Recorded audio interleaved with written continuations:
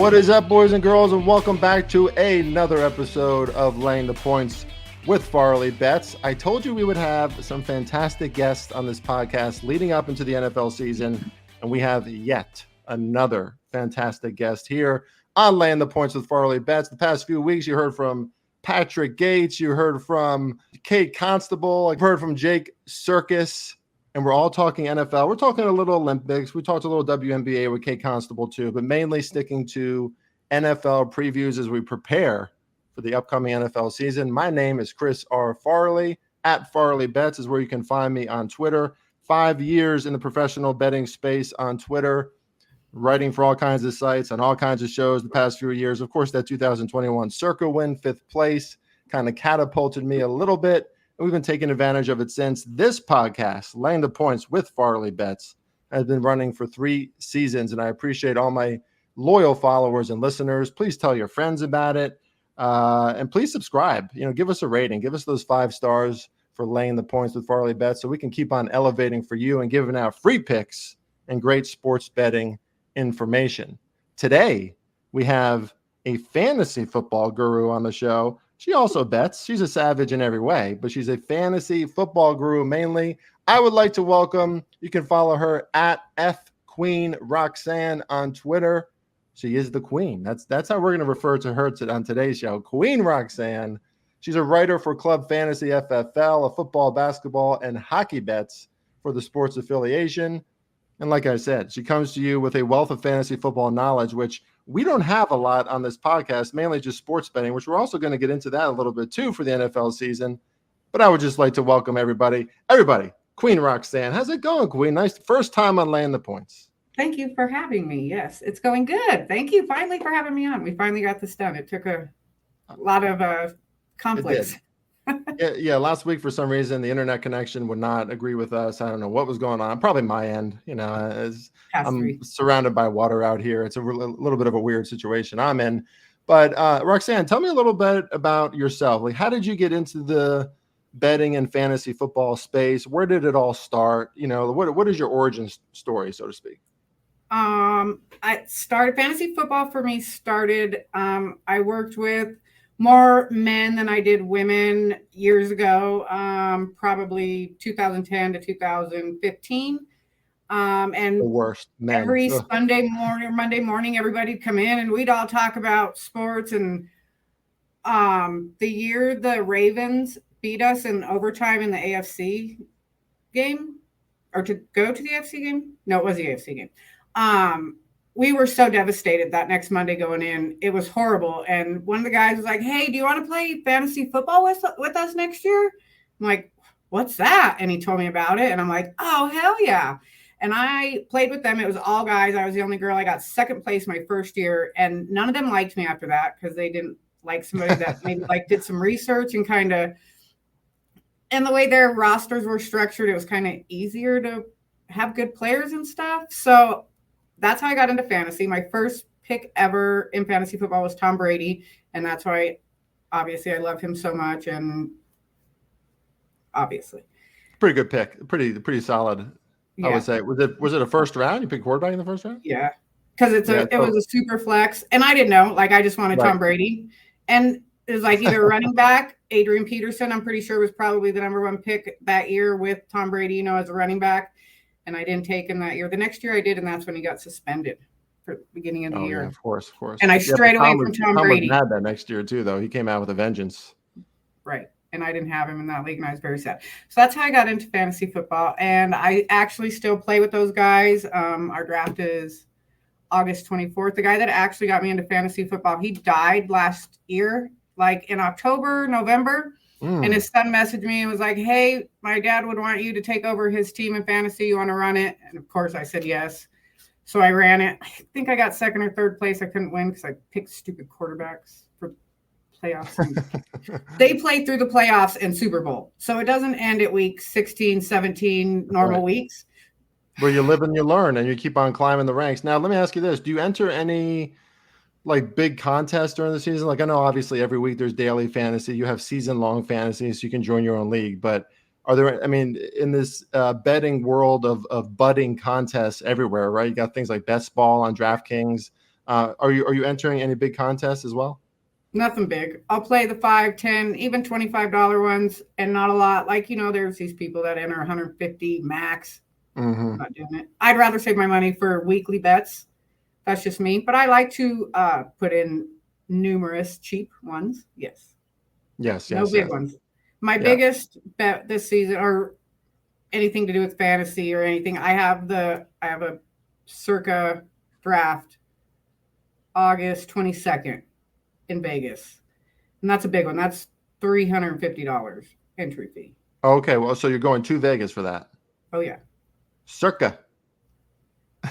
Circa is the Mecca. So have you been there before? I'm sure you have. Nope. I mean, I've been to Vegas. I've been to Circa. I have never stayed at Circa. So I'm super excited to stay there. I tell you, stadium pool is everything that people say that it is, for sure. I got a day bed for a day, too. You have a what? A day bed? A day bed for a day there. So. Oh, geez, Louise. Yeah, that is no, that's pristine. Like that is it's everything that people say it is. You see the pictures of it and stuff, and you're like, well, it looks pretty sick. You get there, it's actually even sicker. Because the screens are so big. There's so many pools. You cannot have fun. You can spend too much money. I'll tell you that, Roxanne. Always. You spend way too much money. But yeah, that's a contest weekend too. So a lot of people entering into contests there in Vegas. There'll be a lot of people there. A great time to be there. I have to leave Saturday though, because I have to come home for another draft here. That's the 24th. So I come home. You're just drafting everywhere. Now, I didn't prep you for this question, so I apologize for that. But I do want to ask you, best ball. I don't know what best ball is. Like like even when you Google it, the explanation of it is just a little murky for me. So could you explain it in like really dumb words for someone like me? Is best ball? So I think from what I understand is you set your lineup and that's it, right? It's at the beginning of the season. You make no changes. Am I wrong? You don't have to set your lineup. So that's what best ball is. You draft like you normally would at the beginning of the season. Right. But then you don't do anything else after that. And you get, your quarterback spot, your 2 running back, 2 wide receivers, tight end. Usually you don't have kicker and defenses. And some flex spots, maybe 1 or 2. And one you can probably have another quarterback in. So you would draft just like you normally would a fantasy football team, round by round. There's a little bit difference in drafting best ball to regular fantasy. Like the later weeks, you want to make sure you're dominating in those. You want those teams that are pushing for but you don't know who they're going to be, and you can't get those players later. Because once you draft your team, that's it. You don't get to pick up players. If somebody gets hurt, you don't get a new player. And then every week, the computer does this for you. Whatever player scores the most in each position, that's who's in your lineup. Okay. That's what my. So it automatically does it for you. So your highest score goes in your lineup. Okay. In each position. So that's what my brain was missing. I didn't know how it computated who wins on a week-to-week basis, but it's season long, right? Yes. It's based on season long points. It's just like fantasy, a normal league. But you draft and then you forget about your league till the end of the year. You don't have to do anything. Kind of nice. It is very nice, and that's why these people, they get in, like I said, the 150 max, and they'll bet, they'll do 150 lineups, and I'll do 10, 15, 20, 30 even, but 150 numerous times seems excessive to me. I can't do it. I don't want that much. But again, you don't have to do anything. All you're doing is drafting. People love to draft, right? People love to draft. They think they know everything. They want to draft. And then the season comes and you see how it comes out. Say you take, I don't want to jinx anybody. I'm not going to say a name. The number 1 running back off the board, and they get hurt that second game. You don't get another running back though. So say that was your number 1 stud. He's pretty much gone out of your lineup, and your best ball lineup is probably not going to be first place. Gotcha. Okay. Well, that's easier. That's a really good explanation, the best I've heard. And I'm sure there are some listeners out there who join me in that, who have never done best ball, are wondering what it's all about. Thank you. You need a queen on here. Sometimes you need royalty on here to explain things. And that's exactly what we got. So thank you for that. I put you on the spot, bright lights, and she delivered. Okay, I expect the same thing for the rest of our questions, Queen. And let's get to them, because I have a lot of questions for you. I've been talking a lot about the Buffalo Bills because I think they could take a step back. I mean, Josh Allen is the man. Keon Cole, or their rookie wide receiver Keon Coleman. I'm like Mhm. in there, like all these names are circulating in my head right now, and I'm like mixing up last names, first names. But I think he's going to be good. But a lot is on him, right? They have Knox there at tight end, but I think Josh Allen just might be in a more precarious situation this season. So I would love to hear your fantasy and betting outlook for the Buffalo Bills. And I also want to mention, you told me that, what was it, last season, you turned a $20 bet into a $700 win off of those Josh Allen interceptions. From which week to which week did that go? That's I wish I could unbelievable. remember. I know it was started in like, probably 4, right around there.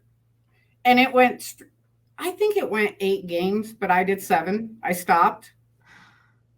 And I rolled over what I won every week with a profit at the end. So I profited $700, but whatever I won, also my bet from the week before I got back. So it was close to $1,100 I got off a $20 bet total off Josh Allen's interceptions. Wow. Just rolling it over week to week. Is he going to do it again this year? I don't know. I hope he cleans it up. Dak Prescott the year before, he had a lot of interceptions. He cleaned it up last year. I hope Josh Allen can, but I hope I can find the guy that throws it every week too. Yeah, that's impressive. That's an impressive streak going on there. Okay, so what about these Buffalo Bills? The win total's at 10.5. The over is getting plus money, right? It's the under is very juiced at this point. It is. It's a lot of wins in an AFC East that's probably not going to have a very competitive Patriots team. But I mean, who knows? The Patriots can surprise us too. Right. Depends what happened with the quarterback play. But the AFC East is tough, and the Bills are still sitting at double-digit wins.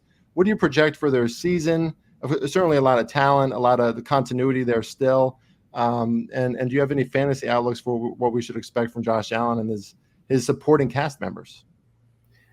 For fantasy, Josh Allen is the number 1 quarterback because he runs a lot. That's good for us. For fantasy, it's not good for him because he's just putting himself out there to get hurt. Yep. Which is a big possibility.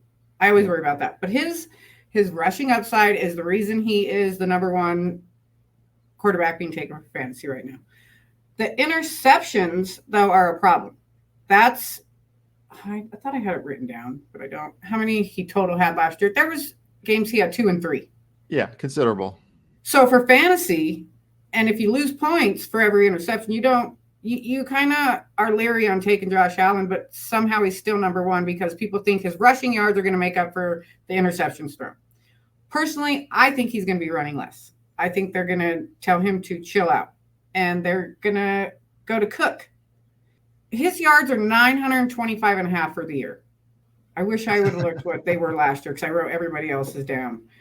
I'm sure it's close to that. I would bet that over because I don't think they're going to want Josh Allen to run as much. I don't think they're going to take the risk of him getting injured. They don't want that.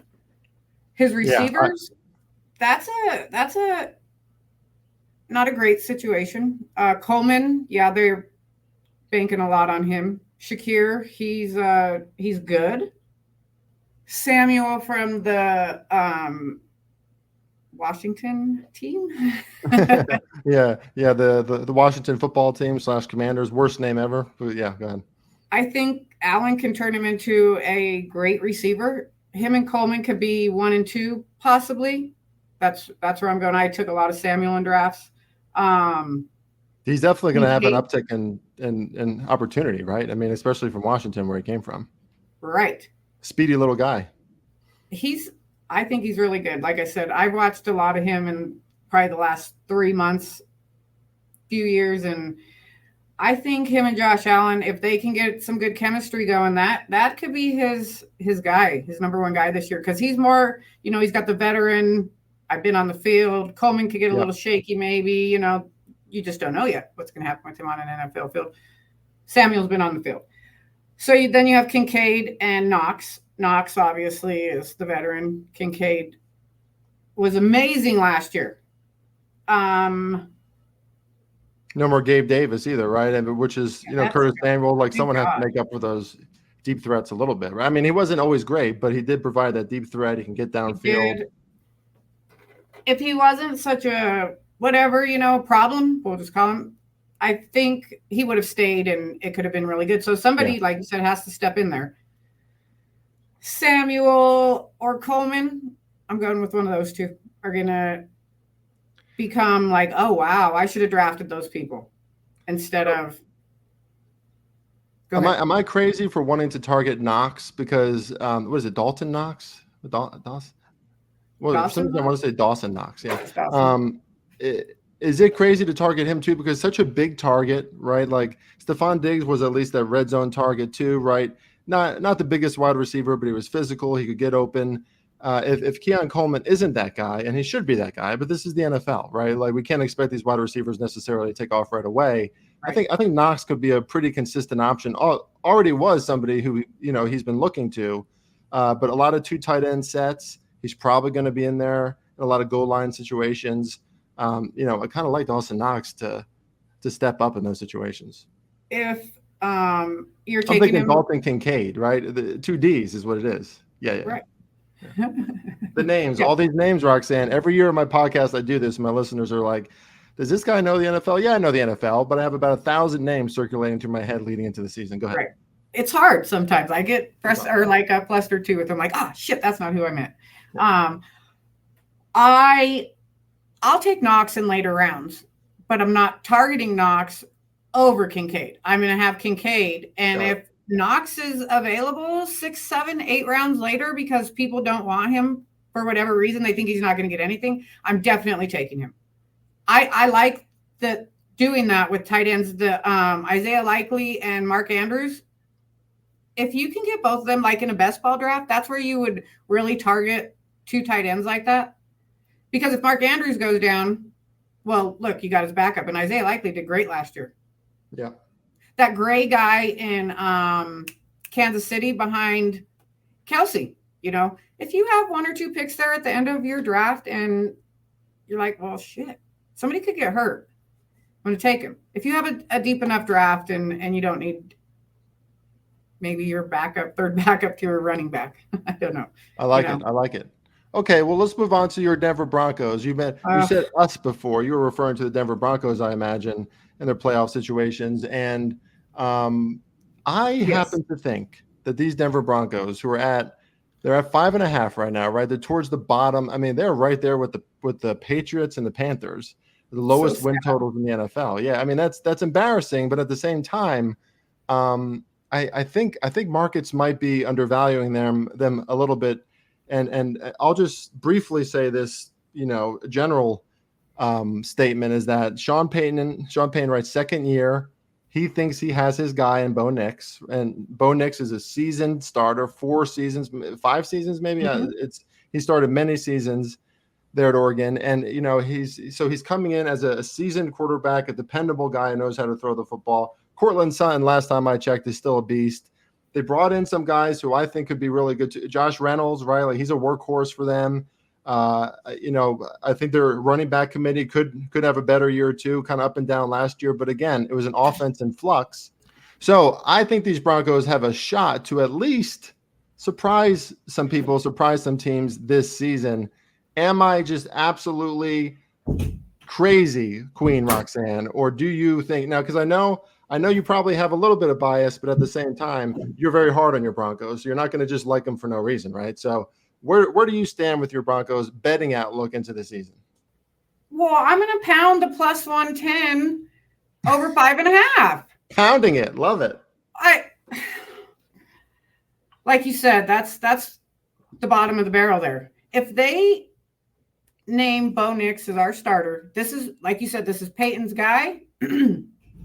They got his Franklin, who was there at Oregon with him, who they love. They've been connecting in camp. Sutton is obviously we've had not the seasons we've wanted with the first round pick for him, but he can grab those balls and catch them in the end zone out of nowhere. It's amazing. It doesn't happen often, but it does. And when it does, you're like, yes, that's what we need more of. Maybe he needs somebody that's not scared to throw the ball right now because it's his first year, and let's sling it. Let's see what you got. I also believe, though, with Peyton as the coach, that the running backs are going to get a lot of, I mean, obviously from New Orleans, that's what he did with Kamara. Kamara obviously was one of the best running backs in the league for a couple years under him. I think he likes Javonte. I think he likes Jaleel McLaughlin. Who the next one's going to be, I don't know. I think it'll be not Perrine. Who's the other guy? There's 4. Anyways, those are going to be the top 2. That's Williams and not McLaughlin. Your depth chart. I have it, but I don't want to. Javonte Williams is I mean, I thought he was ready to break out last year, but second year returning from injury is usually when we see a more significant uptick, right? In performance. Still a great back. He was ready to explode in the 2020 camp season. Started, like all the reports on the radios were he's not looking good, he's not in shape, it's going to be McLaughlin's field, blah, blah, blah, blah, blah. And so then training camp started, and that wasn't the case at all. Yep. And Williams looks really good. And I didn't avoid him, but I wasn't targeting him in drafts a month ago. And now I'm like, I want Williams because of Peyton and because of what I know he can do with the running back. And if he didn't want Williams there, if he didn't like him, he would be gone. I mean, we've seen that. He's cutting people like yesterday he cut Caden Stearns out of nowhere. I know the guy gets hurt and he's not always available, but he got cut for the guy that got suspended last year that came back, that got reinstated, just out of nowhere. If Peyton doesn't like you, you're not going to be there. Yeah. So he obviously likes Javonte. We're hearing a lot about McLaughlin. I think Javonte Williams is being very underrated now. I just came to and again, they're my damn Broncos, so I might be a little biased, but I think the role of the running back is going to come back this year with Peyton here. And I think that's what they're going to try to do. Yeah. I think that's what he's going to try to do. And I don't think 5.5 games is out of the question. Damn it. 6, well, yeah, right. 6, right? I get to 6, right. But yeah, it's right. I do think it's very doable. I mean, people forget too, a team that won 7 out of their last 11 games. They started really putrid last season, but finished with a winning record, right? I mean, 9-8. And two different quarterbacks, some controversial quarterback room, and somehow figured that out. Even with a lot of injury, just a lot of reasons to think that they were going to have a far worse season. And Sean Payne had that team surging and a little frisky at the end of last season. So I like what you're saying. And I agree with you. I heard the same reports about Javonte Williams showing that burst that they did not expect, right? Similar to about 2 years ago, right? So hopefully he stays healthy. I like Sean Payne. I mean, he's a Bill Parcells guy. Right. Sometimes I worry about coaches like that in the modern day NFL and how they're going to, translate, because some of these kids are a little different, expecting to be treated a little differently. But I like that style of coach. But I'm old school Roxanne. So we shall see. Who's a fantasy sleeper that no one's talking about right now that you have on your radar as somebody who you kind of sneakily want to fit into your rosters and maybe no one else or a few people are thinking about? Well, I don't think people believe in this person as much as I do, and it's Isaiah Pacheco with the Chiefs. Again, that wide receiver room there is jumbled. Worthy, Hollywood Brown, and Rashee Rice. We don't know what's going to happen with him. He's probably not going to get suspended. I put a lot of stock in Rashee Rice last year and the last half of the season, and he went off. I was betting his touchdowns. He was getting them for me. He finished a 4-leg parlay one night for me. It was amazing. I got to meet him at the Super Bowl and tell him he was on my team. Like, I've been pumping you. Like, I told him, you should go read my articles because I wrote about you every single week, like who you were going against and how you were going to exploit this cornerback. Like, I really believed in you. And then he went and got in trouble. It could be Rice and it could be Hollywood Brown. Hollywood Brown, I hyped that guy for years. I had him on every fantasy team. I loved him. He's older. He's not as young. He's got Worthy and Rice, and Worthy is fast. That's what he likes. He had Tyreek Hill. He liked that. He made Tyreek Hill amazing or whatever. I mean, he can take that and utilize that person the way they're supposed to be. Yeah. I don't know if he's Tyreek Hill. I know Rashee Rice is good. I know he can catch the ball. That could be your sleeper. Hollywood Brown is going to be in there, but I just think his time has passed, unfortunately. I think his time has passed. But Pacheco, I think, is the guy that you want to. And here's a bet. It's 900.5 yards minus 115. And he ran for 935 last year. And they lost McKinnon. They didn't lose him. They got rid of him. So that's more targets for Pacheco. It's Pacheco, Clyde Edwards-Helaire, and that Deneric Prince. Those are their 3 running backs. So who is going to get the most work there? I know. And I was kind of surprised to see Clyde Edwards-Helaire kind of take a step back a little bit, right? Like he came like his rookie season was like, oh, this guy's going to be an ongoing factor for the Chiefs. Looked really good, but kind of regressed at the end of that season. And then here comes Isaiah Pacheco, who reminds me a lot of Ahmad Bradshaw when the Giants were getting to Super Bowls, like my Giants, my team, as because just like a very weird style to like try and stop with these like kind of up and down hops, and then he can just burst. And it's a very unique style. He's a strong running back. And I think he fits, a lot of people look at the Kansas City Chiefs, right? And they're like Mahomes, Andy Reid, very creative, very kind of flamboyant, but they don't want to be a flamboyant offense. And they often are not, right? They like to run it down your throat with someone like Isaiah Pacheco. So I love that as kind of a sleeper. I know I guess running backs don't hold the same value as they used to, right? But I like that. Here's another thing with Pacheco. He plays the Broncos twice. Mm-hmm. We don't stop runners. Obviously, people break records on us. If he could get like 300 yards out of those 2 games, that 900.5 blown out of the water. Because like I said, he ran for 935 last year. I don't understand why it's lower, that much lower even.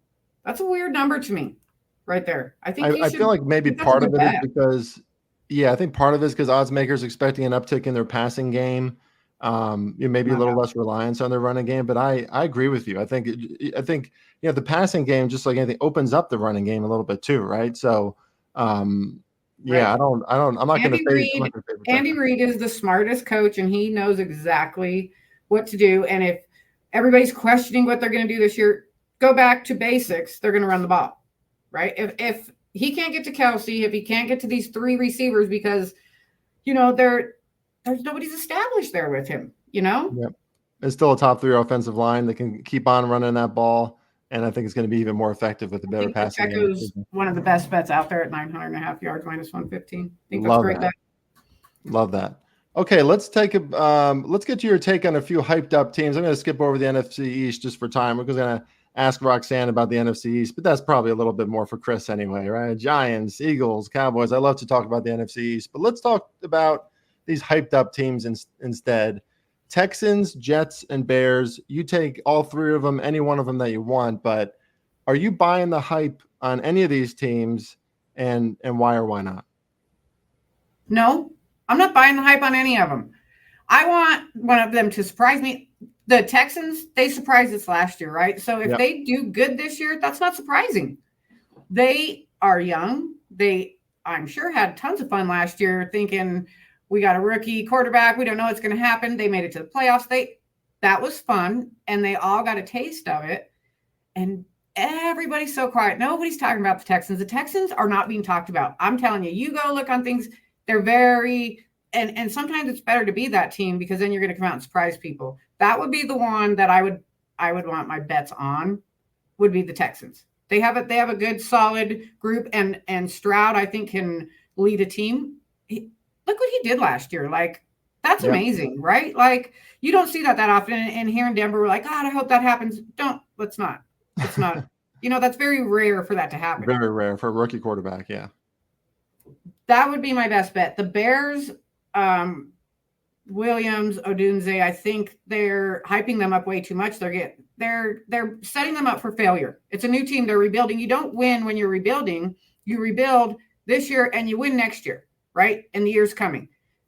To expect what happened to the Texans last year to happen with all these new teams, and I think that's what people are going off of, and it can, but it doesn't always happen like that. And for all these teams, for that to happen, no, it's not going to happen for all of them. I think the Texans have the best chance.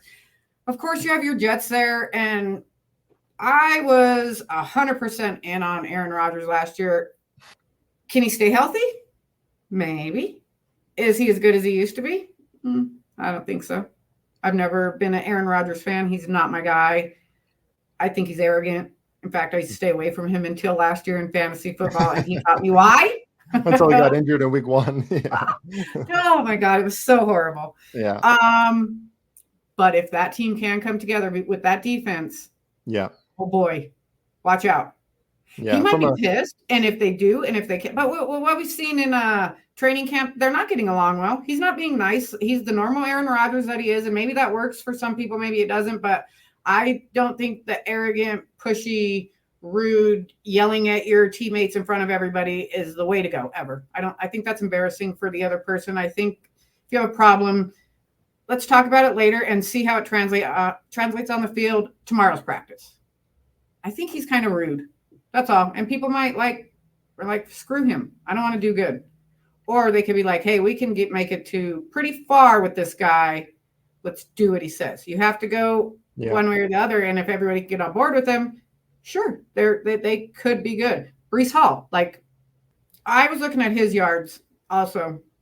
His yards are 1,050.5, so 1,051, minus 110. And he only ran for 994 last year. So that seems like a really high jump for me to take. Is Aaron Rodgers, is he going to throw the ball more? Because why wouldn't he? It's Aaron Rodgers. That's what he does. He has Garrett Wilson. He's got people he can throw to. Why would, of course, it's Breece Hall. You're going to give it to him. But 56 more yards with Aaron Rodgers coming back, the guy that's going to throw the ball? Not sure about that bet. Yeah. That one's, I don't know what I would take there. I don't know if I'd go over or under. I love Breece Hall as a running back. I mean, I think he could be the best running back in the NFL if he's in the right situation. I think he's in a pretty good situation, right? But their offensive line is always in flux. But, I like that. See, it sounds like you're probably not going back to the Jets in fantasy this season very much. And I agree with that notion, because when you have a defense that's that good, right? Like, they hung in games, they won games solely because of their defense. And there's not a weakness in that group. I mean, not that I see anyway. Defensive line, linebacking crew, and secondary. You could say they have top 3 players, multiple in all 3 of those stages. So they might not need to produce a explosive, consistent offense every single week, right? And then we got Nathaniel Hackett, who is clearly somebody who Aaron Rodgers just wants to appease him. I don't hate Aaron, and I could see the value in Aaron, and he draws eyes, but I agree with you. He's definitely a diva, and I think he likes to talk down to people, which is not gonna. I like that Garrett Wilson was giving it right back to him. I'll Me tell you too. That was because that's what he needs, right? He needs back and forth, right? We don't need Aaron Rodgers to be talking down to anyone anymore, right. But it's just going to be an interesting. Let him know you heard him, and you're not going to talk to me that way. Right. But Robert Saleh doesn't seem like the kind of guy who's going to take that either. And that's absolutely going to happen. In season, they're going to spat. And I'm just really interested in how, because quarterback coach dynamic is one of the things I handicap the most. And I think in these big pressure situations, it can have a great effect. It can have a very positive effect, like Mahomes, Andy Reid. It can have a very negative effect too. And I think we might see some of that with the Jets this season. I have some disagreement about the Texans. Maybe it's just because I'm hearing about them everywhere I look. But CJ Stroud has that show on HBO with Micah Parsons now. Mm-hmm. And I'm expecting a little bit of regression, because I think the Titans could be a little better than people think. The Jaguars want to get back to kind of like a revenge year coming for them. And then, of course, you have the Colts, who are as feisty as it gets. The Colts could be a very good team, I think. I think Shane Steichen is a damn good coach. I think Anthony Richardson has high upside. So it's just now the Texans have a bullseye on their back, right? So I would lean to the under in their win total. Probably a team I'm still going to bet on. Is it 11.5 or 10.5? The Texans are 9.5, but mega juiced to the over. Well, I mean, from what I'm seeing currently now, markets change. Some markets might offer 10.5 with a plus money to the over, but I mean, I think that's going to be tough for the Texans. I think 11 games is tough for anybody. Yeah, and again, one injury to CJ Stroud. I know that team is loaded, but CJ Stroud was protected well. He still has a good offensive line, but that team does rely on him, right? That was not a great team before him. So right. Oh no. Of course, they brought in a lot of new players, but he's kind of one of one. He's in that top tier of quarterback, I think, already from what we saw last year. So we don't know how that team's going to function without him. And you don't bet on win totals because of prospective injuries. but he's Right. just had a cakewalk so far. Right. In a lot of ways, right? So teams targeting him a little bit more now. It's going to be interesting this season. Right. Oh, Roxanne, and they're going to figure him out, right? That's what you do. That's what defenses do. We figure him out, except Mahomes. Nobody can figure Mahomes and That's Kelsey right, out. but they adjust. They adjust, exactly. Yeah. Lamar Jackson, right? A lot of people thought that he was going to be the you can't crack his code, and right. Defensive coordinators adjusted, and especially in the playoffs, they do a pretty damn good job. Roxanne, we're running low on time here, so I just want to ask you before I let you go, put you on the spot one more time. Any look ahead fantasy prop, season long, any kind of bets that you want to tell our audience about that you would highly recommend? I did. I found one the other day just for fun, and nobody has to go along with it. But Marvin Harrison Jr. 1 game, 200 yards receiving, plus 850. 1 game, 200 yards? Yeah. Oh, I could definitely see that. With 100%. Kyler Murray and that offense, I really I'm believing the hype on him. And I think, I saw that bet and I'm like, plus 850, it'll be 192.5 he'll get. Yeah. Well, listen, I like that you brought that up because I don't think a lot of people are talking about the Arizona Cardinals. Right. And listen, I don't know if the Arizona Cardinals are going to be in quotes, a good team this season, but I think they're going to be a frequent against the spread, heavy pooch, right? We're seeing that week 1 at Buffalo, they're +7. A lot of people are going to agree with that number. I don't. I think it should be more like 6. And I think that the Cardinals could be feisty. They had a great draft, arguably the best draft in the NFL this season for any team. And Kyler Murray to Marvin Harrison Jr. could be absolutely lethal, right? They have a few other targets now too. So I totally agree with that. I mean, they have a professional running back in James Conner. Kyler Murray is a talented kid. He may play too much Call of Duty, but he can still toss the pigskin. He can sling a ball. I think his height stops him a little bit. If he was taller, he would be wow. Oh yeah. He'd be sick. And maybe a little bit of a mental adjustment, with some things, mentality. But Marvin Harrison there, I've taken him in quite a few drafts. I'm pretty excited to see that right there. And like you said, nobody's talking about the Cardinals. They're like another quiet team under the radar. Yeah. This injury, that injury, maybe they'll be good. But I think they are super sneaky. And I think Marvin Harrison, I wish I would have looked what his season long was. Well, plus 850 for 1 200-yard game is great value.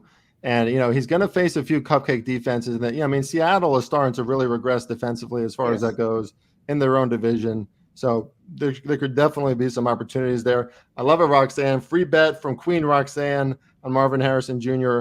to have a 200-plus yard game this season. Hopefully it doesn't end at 195. But we will see what happens there. Queen, it was great to have you on the show. I love having a queen on the show. I love calling you Queen. Just sounds like a badass, like a badass wrestling gimmick or something. The Queen. And we would love to have you back sometime in the season. Maybe talk a little mid-season, regroup, review fantasy-wise how you're doing. And once again, tell our audience where they can find you so that they can keep on getting your great takes. I do a wide receiver cornerback article at Club Fantasy FFL. You can find them at Club Fantasy FFL on Twitter. I also do, like you said, hockey, basketball, and football bets at the Sports Affiliation. You can find them at the Sports Affiliation on Twitter. We have a website. We have Discords, TikToks. There's a lot going on there, and we're just expanding. We'll be at the expo this weekend, the Fantasy Football Expo, trying to get our name out. And love that.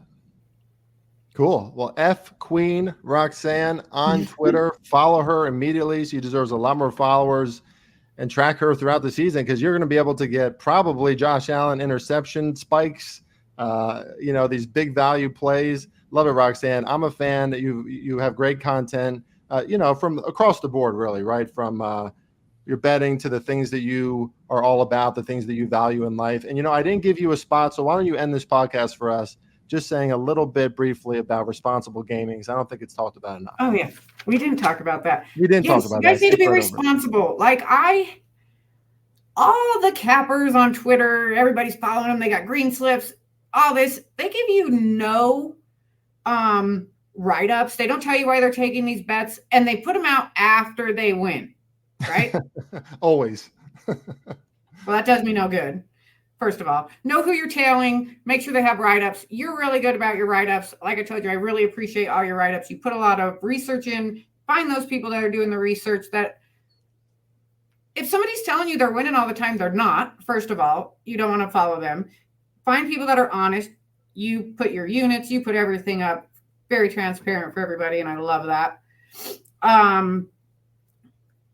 Don't follow these crazy accounts that are just throwing it all in your face right now on Twitter and these places. Don't pay them money. You don't need to pay for a Discord. I've heard those Discords, like they put like 1,000 bets in a day, and if you find the right combination of the ones you want to pick, and I'm like, that just sounds like too much for me. Find one person you like or a few people and follow them and go from there. Don't chase bets after losing. Like the football season's really easy with that, especially on Sundays. You get 11, 2, and then your night games. You lose at 11 o'clock. You can bet those 2 o'clock games. Don't set your bets for each time slot, each game, whether they win or lose. That's it. Don't try and chase, because chasing bets it doesn't usually work out for you, because you're thinking I got to win this and I got to win the money I lost, and you're making crazy bets that probably aren't going to hit for later. Don't make a lot of bets. Like there's people out there that are betting. I've seen like 60 bets in a day. Like what the hell are you doing? How many do you really expect to hit out of 60 bets? Right? I don't believe in, that's just me. I believe in bigger money on smaller bets. Believe in what you're betting. If you believe that Josh Allen's going to have an interception, put all your money on it. Who cares if you lose? You're not stressing the rest of the day on, oh my God, is this 58th bet going to hit? And probably not, and when you do win, take your money out. Like you need to withdraw some of that money. Leave it. Say you won $500 and your bet was 50. Take your $50 bet out and decide before, if you hit that $500 bet, what you want to take out, how much you want to withdraw. Normally I would take out probably $300, and leave my $50 bet and another $200 in there to gamble. You have to withdraw money because they, just like gambling, casinos, all of it, they'll take your money back. They will take it back. So those are my tips. I love it. You heard it here first. Well, you heard it probably before, but not enough. And I especially love what you said about minimizing the bets that you have. Not enough pro sports bettors, especially, or anyone trying to put out content, says that because they want people to read about their bets. I get it, right? We all want traction and content, but the sports books are really good at what they do. So minimizing your exposure is huge. Thank you so much, Queen Roxanne. We'll have you back very soon. Thank you.